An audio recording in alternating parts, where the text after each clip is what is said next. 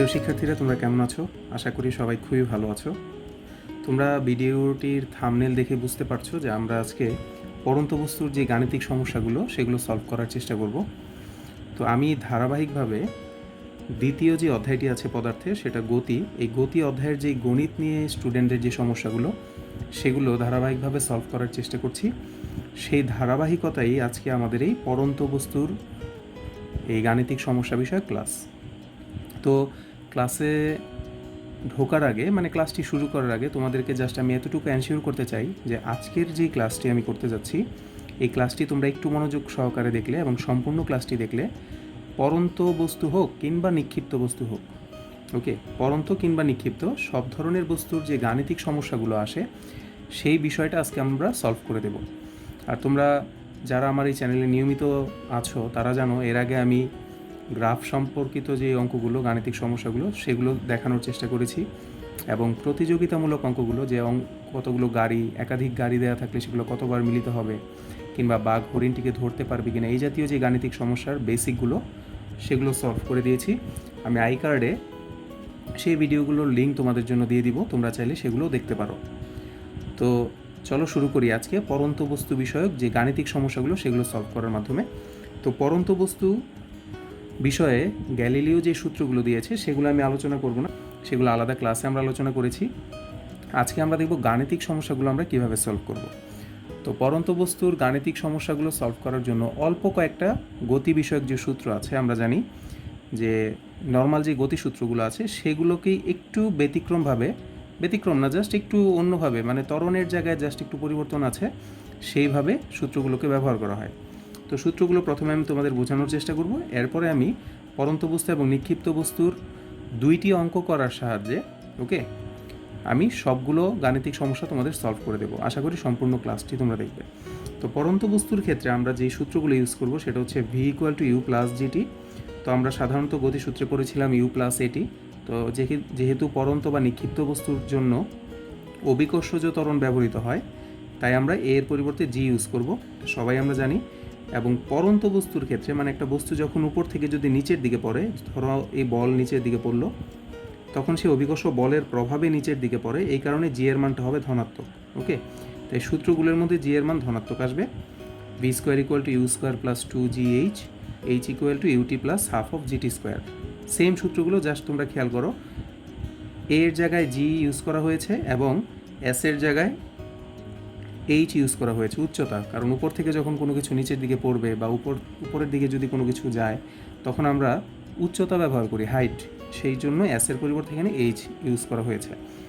একইভাবে আমরা যদি বিপরীত ক্রমে নিক্ষিপ্ত বস্তুর জন্য দেখি, ধরো তুমি কোনো কিছুকে উপরের দিকে নিক্ষেপ করলে, তখন দেখো ব্যাপারটা, পৃথিবী বস্তুটিকে টানে নিচের দিকে, কিন্তু বস্তুটি যাওয়ার চেষ্টা করে উপরের দিকে, এই জন্য অভিকর্ষ ত্বরণের মান হয় ঋণাত্মক, তাই না?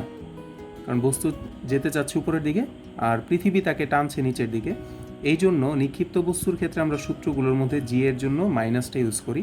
তো সেম সূত্র, v equal to u minus g t হবে, v square equal to you square minus two G h. তার মানে এই মাইনাসটা আসার কারণ হচ্ছে জি এর জন্য H equal to U T minus half of GT square. তার মানে সূত্রে এই যে মাইনাস, এই মাইনাসের জন্য দায়ী হচ্ছে জি, অভিকর্ষ ত্বরণ। কারণ উপর দিকে নিক্ষেপ করলে তার অভিকর্ষজ ত্বরণ ঋণাত্মক হয়। তো এই হচ্ছে স্যার আমাদের পড়ন্ত বস্তু হোক নিক্ষিপ্ত বস্তু হোক, যেই সূত্রের সাহায্যে আমরা গাণিতিক সমস্যাগুলো সলভ করব, সেই সূত্রগুলো। এই সূত্রগুলো ছাড়া আমাদের তিনটি খুব গুরুত্বপূর্ণ পয়েন্টও সাথে মনে রাখতে হবে এই পড়ন্ত বস্তুর অঙ্কগুলো করার জন্য। তোমরা একটু ভালোভাবে মনোযোগ দিয়ে খেয়াল করো। প্রথম যে বিষয়টা আমরা খেয়াল রাখবো, যে পড়ন্ত বস্তুর ক্ষেত্রে বস্তুর আদি বেগ হবে 0, ওকে। কারণ তোমরা পড়ন্ত বস্তুর গ্যালিলিও প্রদত্ত যে সূত্রগুলো পড়েছিলে, সেই সূত্রের প্রত্যেকটা সূত্রের মধ্যে লেখা ছিল স্থির অবস্থান থেকে বিনা বাধায় পড়ন্ত বস্তু। তো প্রত্যেকটি সূত্রে উল্লেখ করা ছিল যে স্থির অবস্থান থেকে বিনা বাধায় পড়ন্ত বস্তুর ক্ষেত্রে, তাই না? তোমরা একটু সূত্রগুলো যদি খেয়াল করো, তার মানে উপর থেকে যখন কোনো কিছু পড়বে সেটা স্থির অবস্থা থেকে পড়বে। এই জন্য আমরা পড়ন্ত বস্তুর জন্য সবসময় আদিবেগ 0 ধরে নিতে হবে আমাদের, ওকে। তোমরা একটু লক্ষ্য রাখবে আমার কথাগুলো, তাহলে অঙ্কগুলো সলভ করা কোনো ব্যাপারই হবে না। কারণ এই যে বলছি যে উপর থেকে পড়লে বস্তুর আদিবেগ 0 হবে, এটা কিন্তু সমস্যাগুলোর মধ্যে দেয়া থাকবে না বা তোমার অঙ্কের মধ্যে দেয়া থাকবে না, এটা একটা ক্লু। এটা তোমাকে জানতে হবে, এই বেসিক দিয়ে তোমার অঙ্ক করতে হবে। ওকে, তার মানে তুমি যখন কোনো গাণিতিক সমস্যার মধ্যে দেখবে যে একটা বস্তু উপর থেকে নিচের দিকে পড়ছে, ধরো এই বলটা উপর থেকে নিচের দিকে পড়ছে, তখন তোমাকে ধরেই নিতে হবে তার আদিবেগ হচ্ছে 0। ওকে, এই হচ্ছে পয়েন্ট। দ্বিতীয় যে পয়েন্ট সেটা হচ্ছে উপরে নিক্ষিপ্ত বস্তুর ক্ষেত্রে খেয়াল করবে, নিক্ষিপ্ত বস্তু মানে তুমি যদি উপরে কোনো কিছু ঢিল দাও তখন সর্বোচ্চ উচ্চতায়, একটু কথাটা খেয়াল করো, সর্বোচ্চ উচ্চতায় বস্তুটির শেষ বেগ 0 হবে। তোমরা এই কথাটা ভালোভাবে খেয়াল করো এবং এখানে লক্ষ্য করো সর্বোচ্চ উচ্চতায় এই কথাটা। ওকে, তার মানে তুমি যখন কোনো বস্তুকে উপরের দিকে ঢিল দিবে, ধরো আমি ধরলাম যে এই বলটিকে আমি উপরের দিকে ঢিল দিব, তো সে উপরের দিকে যাবে, তো যেতে যেতে যেই অবস্থানে যাওয়ার পর সেটি তার সর্বোচ্চ অবস্থানে পৌঁছাবে, তখন তার শেষ বেগটা 0 হয়ে যাবে। এটাও স্যার কমন সেন্সের মাধ্যমে আমরা বুঝতে পারি, যদি বস্তুটির মধ্যে আরও ব্যাগ থাকতো তাহলে তো বস্তু আরও উপরের দিকে যাইতো, তাই না? তো যেহেতু সে তার ব্যাগ শেষ হয়ে গেছে, এই জন্যই এটাই তার সর্বোচ্চ উচ্চতা। তার মানে এই কথাটা খেয়াল রাখবে যে উপরে নিক্ষিপ্ত বস্তুর ক্ষেত্রে সর্বোচ্চ উচ্চতায় তার শেষ ব্যাগ আমাদের 0 ধরতে হবে। এগুলো হচ্ছে ক্লু, এগুলো অঙ্কের মধ্যে বলা থাকবে না, আমাদের এগুলো ধরে ধরে অঙ্ক করতে হবে। ওকে, আর 3 নম্বর পয়েন্ট হচ্ছে খেয়াল করবে, একটি বস্তুকে নিক্ষেপ করার পর সেই বস্তুটি সর্বোচ্চ উচ্চতায় পৌঁছাতে যেই সময়টা লাগবে, ওই উচ্চতা থেকে মানে সেই উচ্চতা থেকে ভূমিতে ফিরে আসতেও তার একই সময় লাগবে। তার মানে তুমি কোনো কিছুকে যখন উপরে নিক্ষেপ করলে, ধরো এটা সর্বোচ্চ উচ্চতায় যেতে যদি তার 2 সেকেন্ড সময় লাগে, তাহলে ওই অবস্থান থেকে এটা আবার মাটিতে ফিরে আসতেও 2 সেকেন্ড সময় লাগবে। ওকে, এটাও আমাদের মাথার মধ্যে রাখতে হবে। তো পরন্ত বস্তুর অঙ্ক করার ক্ষেত্রে, যে কোনো গাণিতিক সমস্যা সমাধান করার ক্ষেত্রে আমাদের এই যে আমি এই পেজটির মধ্যে যে পয়েন্টগুলো আলোচনা করলাম, এগুলো যদি তোমাদের মাথায় থাকে, ওকে, এবং তোমরা যদি বেসিকটা ক্লিয়ার হয়ে থাকো, তাহলে সমস্যাগুলো সমাধান করা কোনো ব্যাপারই হবে না। আমি অঙ্ক করার মাধ্যমেও সেটি তোমাদের দেখিয়ে দিব এখনই। তো আশা করি তোমরা এগুলো বুঝতে পেরেছো। আর যদি সম্ভব হয় তোমরা বাসায় বসে বসে এই যে পয়েন্টগুলো যেগুলো বললাম এগুলো তোমরা খাতায় অবশ্যই নোট করে রাখবে। ওকে, তো চলো আমরা একটা অঙ্ক করার মাধ্যমে আমরা পরন্ত বস্তুর জন্য একটি অঙ্ক করব এবং নিক্ষিপ্ত বস্তুর জন্য একটি অঙ্ক করব, এবং সেই একটি মাত্র অঙ্কের মাধ্যমে আমরা সব ধরনের অঙ্ক সলভ করে ফেলবো আশা করি। ওকে, তো লেটস স্টার্ট। তো এখন আমরা প্রথম যে অঙ্কটি করব সেটা হচ্ছে পরন্ত বস্তুর জন্য আমরা কয়েকটা অঙ্ক করব, এবং আমি তোমাদেরকে এতটুকু এনশিওর করছি যে এই একটি অঙ্ক করলে তোমাদের পরন্ত বস্তু সম্পর্কিত সব অঙ্ক সলভ হয়ে যাবে। ওকে, তোমরা অঙ্কটা একটু খেয়াল করো এবং অবশ্যই চেষ্টা করবে আমার এই ক্লাসটি দেখার পর নিজে নিজে বাসায় অঙ্কটি তুলবে এবং অঙ্কটি করবে। সেই সাথে তোমাদের বাসায় যে সহায়ক বইগুলো আছে সেগুলো থেকে তোমরা বোর্ডের প্রশ্নগুলো একটু ট্রাই করার চেষ্টা করবে, কারণ অঙ্ক হচ্ছে স্যার এমন জিনিস যে এটা তুমি যদি চর্চা না করো তাহলে যত ভালোই তুমি বোঝো না কেন, চর্চা না করলে তোমার অঙ্ক করার মধ্যে কিন্তু ভুল হবে। তাই গাণিতিক সমস্যা সমাধানের সবচেয়ে বড় টিপস হচ্ছে যে তোমাকে চর্চা করতে হবে, যত বেশি চর্চা করবে তত ভালো তুমি অঙ্ক পারবে। ওকে, তো স্যার আমরা পরন্ত বস্তুর গাণিতিক সমস্যাটা খেয়াল করি। ধরো এখানে 1 কেজি ভরের একটি আম আমরা দেখাচ্ছি, এটা ধরো মাটি থেকে 100 মিটার উপরে আছে। ওকে, 100 মিটার উপরে 1 কেজি ভরের একটা আম যদি আমি রাখি, তো কী ধরনের প্রশ্নগুলো আসতে পারে পরন্ত বস্তু থেকে তোমরা খেয়াল করো। আমি সব ধরনের প্রশ্নগুলো এখানে আলোচনা করব। প্রথম প্রশ্ন তোমাকে জিজ্ঞেস করতে পারে যে 2 সেকেন্ড পর আমটির ব্যাগ নির্ণয় করো। তার মানে যে কোনো একটা সময় পর আমের ব্যাগ নির্ণয় করবে। 2 সেকেন্ড সময় আমটির অতিক্রান্ত দূরত্ব নির্ণয় করো। তার মানে আমটি যখন নিচের দিকে পড়বে সে 2 সেকেন্ডে কতটুকু দূরত্ব অতিক্রম করবে, এই একটি অঙ্ক চাইতে পারে। তারপরে আমার কাছে চাইতে পারে যে 3য় সেকেন্ডে আমটির অতিক্রান্ত দূরত্ব নির্ণয় করো। এটা খুব ইম্পর্টেন্ট, খেয়াল করবে এই অঙ্কটি খুবই ইম্পর্টেন্ট। 3য় সেকেন্ড আর হচ্ছে 3 সেকেন্ড কিন্তু সেম কথা না। আমাকে যদি বলা হতো যে 2 সেকেন্ডে অতিক্রান্ত দূরত্ব, এই যে উপরে যে অঙ্কটা আমি দিয়েছি 2 সেকেন্ড আর 2য় সেকেন্ড কিন্তু সেম না। ওকে, তো আমরা এটা একটু বিশেষভাবে দেখব অঙ্কটা। আমি একটু পরে এই অঙ্কটি করছি, তোমরা খেয়াল করবে। তারপরে তোমাকে জিজ্ঞেস করছে যে ভূমিতে পৌঁছাতে আমটির কত সময় লাগবে। তার মানে 100 মিটার উপর থেকে যদি একটা আম মাটির দিকে পড়তে থাকে, সেটি মাটিতে স্পর্শ করতে তার কতক্ষণ সময় লাগবে। এবং শেষ যে প্রশ্নটা করতে পারে, আমটি ভূমিকে কত বেগে আঘাত করবে। ওকে, তার মানে জাস্ট যখন আমটি মাটিতে পড়বে তখন তার ব্যাগটা কত হবে। তো প্রত্যেকটা অঙ্কই স্যার খুবই ইজি। জাস্ট আমি একটু আগে তোমাদেরকে যেই পরন্ত বস্তুর সূত্রগুলো দেখালাম সেগুলো এবং যে ক্লুগুলো আমি তোমাদেরকে দেখিয়েছি সেগুলো ইউজ করে আমরা এই অঙ্কগুলো খুবই সহজে সলভ করতে পারবো। তো আমি খুব ডিটেইলে কিন্তু অঙ্কগুলো লিখবো না, খুব সহজভাবে সূত্রগুলো বসিয়ে তোমাদের জন্য অঙ্কগুলো সলভ করব। তোমরা পরীক্ষায় দেওয়ার সময় এবং বাসায় নোট করার সময় অবশ্যই সম্পূর্ণ অঙ্ক তুলে সুন্দরভাবে গুছিয়ে নোট করবে। তো চলো শুরু করি একটা একটা করে। তোমাকে জিজ্ঞেস করা হচ্ছে যে 2 সেকেন্ড পর আমটির ব্যাগ নির্ণয় করো। তাহলে আমরা যদি নাম্বার 1 সলভ করি, তোমরা একটু খেয়াল করো, আমি একটু আগে বলেছিলাম যে উপর থেকে যখন কোনো কিছু নিচের দিকে পড়ে তখন কিন্তু তার আদি ব্যাগ 0 থাকে। তাহলে আমি ধরে নিলাম ইউর মান 0। আমাদের হাতে পরন্ত বস্তুর অঙ্ক করার সময় একটি মশলা সবসময় রেডি থাকে। জি এর মান 9.8 মিটার পার সেকেন্ড স্কোয়ার। মশলা মানতে হচ্ছে উপাদান, বোঝাচ্ছি আমি। তোমাকে জিজ্ঞেস করা হচ্ছে 2 সেকেন্ড পর, দ্যাট মিন্স টাইম হচ্ছে 2 সেকেন্ড। 2 সেকেন্ড পর আমটির ব্যাগ নির্ণয় করো। তাহলে ব্যাগকে আমরা প্রকাশ করব ভি এর সাহায্যে। ওকে, তার মানে আমরা নিজেরা যে ক্লুগুলো জানি এবং ওরা অঙ্কের মধ্যে যে ক্লুগুলো দিয়ে দিয়েছে তার ভিত্তিতে আমরা পেয়ে গেলাম ইউ, জি, টি এবং ভি। তোমরা বুঝতেই পারছো এখানে খুব ইজি একটা সূত্র প্রয়োগ হবে, v equal to you plus g t. Okay, তাহলে আদি ব্যাগ হচ্ছে 0, জি এর মান হচ্ছে 9.8।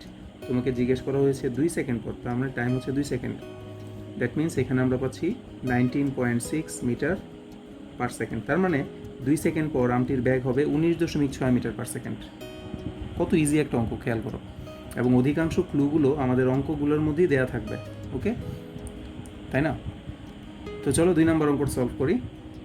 2 নম্বর অঙ্কে জিজ্ঞেস করা হয়েছে যে 2 সেকেন্ড সময় আমটির অতিক্রান্ত দূরত্ব নির্ণয় করো। তার মানে 1 নম্বর অঙ্কে যা যা দেওয়া ছিল সব সেম, জাস্ট এইগুলোর সাথে আমাদেরকে জিজ্ঞেস করা হচ্ছে এইচটা কত। তার মানে 2 নম্বর অঙ্কের জন্য আমরা যে সূত্র বসাতে পারি, তোমাদের ভাবতে হবে, এইগুলো কিন্তু মুখস্থ করলে হবে না। তোমরা অঙ্কের ক্লু অনুযায়ী সেগুলো দিয়ে কোন সূত্রটা ইউজ হতে পারে সেগুলো ভাবতে হবে তোমাদের। ওকে, তাহলে আমরা এই সূত্রটা ইউজ করতে পারি, h equal to UT plus half of GT square. Okay, তাহলে এখানে যদি আমরা মানগুলো বসাই, আদি ব্যাগ যেহেতু 0, সময় হচ্ছে 2 সেকেন্ড। ওকে, স্যারদেরকে দেখাই দিতে পারো বিষয়গুলো, মানগুলো বসিয়ে আমরা দেখিয়ে দিতে পারি। Plus half into 9.8 into T এর মান হচ্ছে 2, 2 এর স্কোয়ার। ওকে, তাহলে আমরা এখানে মান পাচ্ছি, এখানে 0 হয়ে যাবে। ওকে, এইখানেও তোমরা একটু ক্যালকুলেশন করলে দেখতে পাবে এখানে 4 হবে, 4কে 2 দিয়ে ভাগ করলে 2, 2 দিয়ে 9.8কে গুণ করলে 19.6 আসবে আনসার।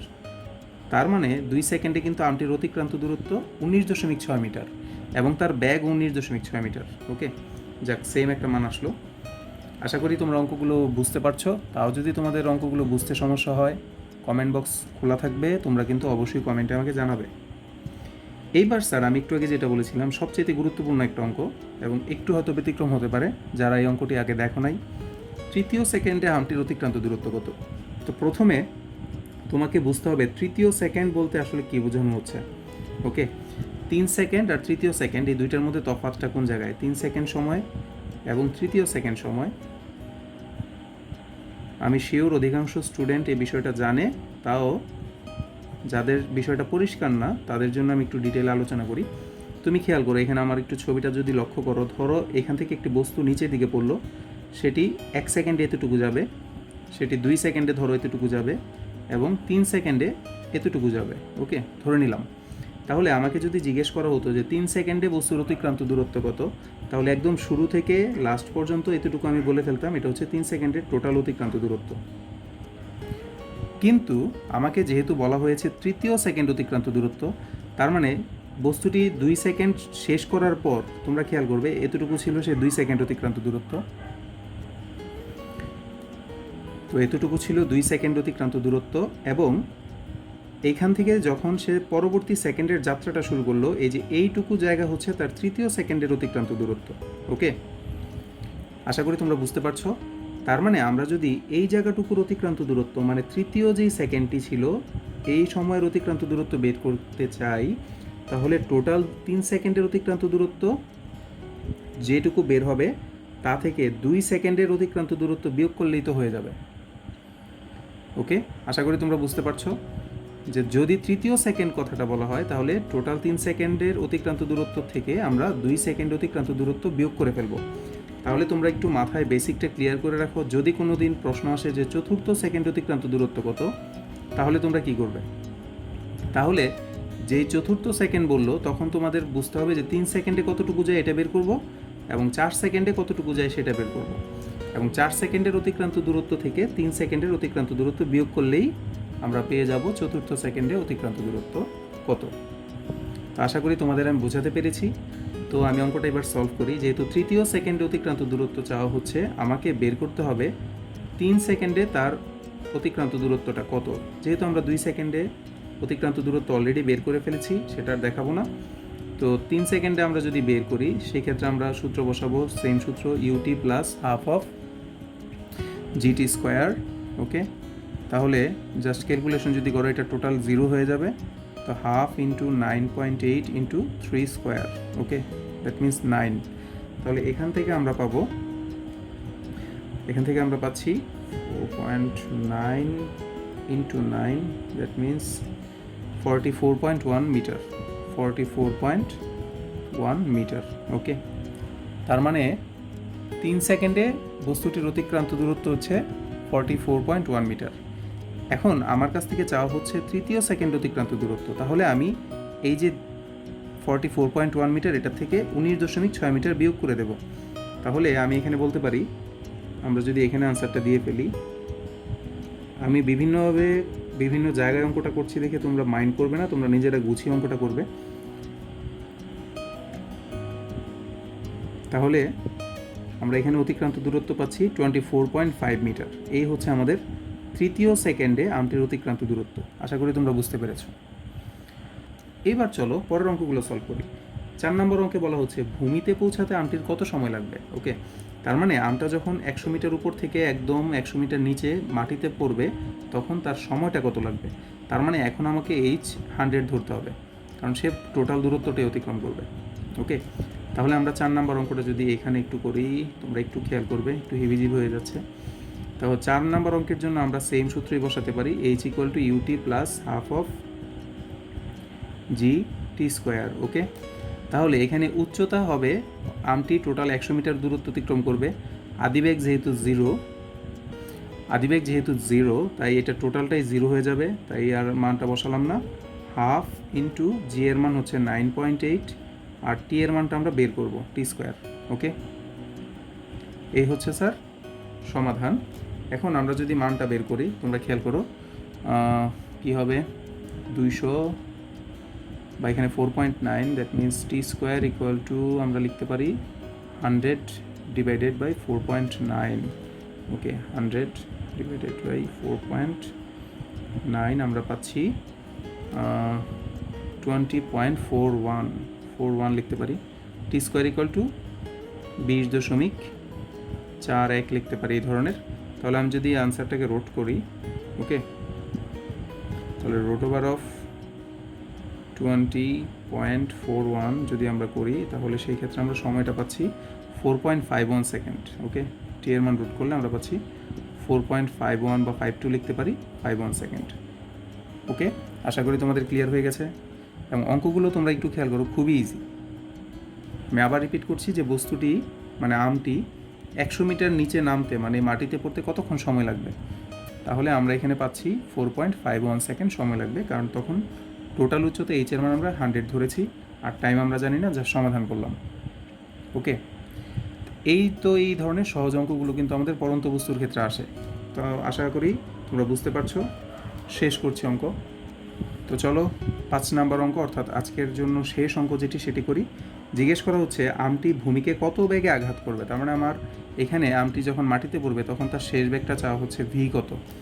সব মান আমরা এখন অলরেডি জানি। তো এখন আমরা যেটা লিখব, সূত্র ভি = ইউ প্লাস জিটি। তোমার যেই সূত্র তুমি জানো সেগুলো থেকে যেটা ইউজ করতে পারো সেই অনুযায়ী তুমি অঙ্ক করতে পারবে। এমন না যে আমি এই সূত্র দিয়ে করব, অন্য একটা সূত্রের প্রয়োগ করতে পারবো না, ব্যাপারটা এমন না। যদি তোমার কাছে সবগুলো মশলা থাকে, মানে উপাদানগুলো থাকে, তাহলে তুমি যে কোনো সূত্রের সাহায্যে অঙ্কটা সলভ করতে পারবে। তো এখন যেহেতু আমার হাতে স্যার টাইমটা আছে, যে আমি জানি উপর থেকে নিচে পড়তে কতক্ষণ লাগবে, তাই আমি এই সূত্রটা ইউজ করছি।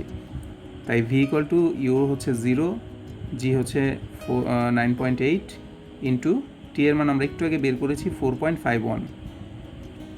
আশা করি তোমরা বুঝতে পারছো, লেখাগুলো হয়তো একটু ছোট হয়ে যাচ্ছে। তো 9.8 ইন্টু 4.51, তো এই ক্ষেত্রে আমরা পাচ্ছি হচ্ছে 44.12 লিখতে পারি, 44.12 মিটার পার সেকেন্ড বেগে আমটি মাটিকে আঘাত করবে। ওকে, এই হচ্ছে অঙ্ক স্যার। দেখো প্রত্যেকটা অঙ্ক কত ছোট ছোট অঙ্কগুলো, এবং খুবই ইজি। এবং এই অঙ্কগুলো করতে আমাদের কী লেগেছিল, আমরা ওই যে আমাদের এই ক্লাসের শুরুতে যে সূত্রগুলো তোমাদের সাথে আলোচনা করেছিলাম এবং জাস্ট 3টা ক্লু, ওকে, ওই ক্লুগুলো এবং সূত্রগুলো ইউজ করে আমরা অঙ্কগুলো সলভ করলাম। 1, 2, তারপরে এখানে আমরা করেছি হচ্ছে তৃতীয় অঙ্কটা, এখানে একটু ঝামেলা হয়ে গেছিলো, উপরে চলে গেছিলাম। এ হচ্ছে 4 নম্বর অঙ্ক, কত সময় লাগবে, 5-এ হচ্ছে কত বেগে আঘাত করবে। তো পরন্ত বস্তুর এই কয়েকটা প্যাটার্নের অঙ্ক ছাড়া আর কোনো অঙ্ক আসলে নেই, ওকে। মানে অনেক স্টুডেন্ট আছে তারা শুধু শুধু আসলে অঙ্কগুলোকে ভয় পায়, খুবই ইজি অঙ্কগুলো। এবং এই যে কয়েকটা অঙ্ক করলাম এখানে জাস্ট মানগুলো তোমাদের জন্য চেঞ্জ করে দিতে পারে, আর কিছুই না। আশা করি তোমাদের বুঝতে কোনো সমস্যা হচ্ছে না, ওকে।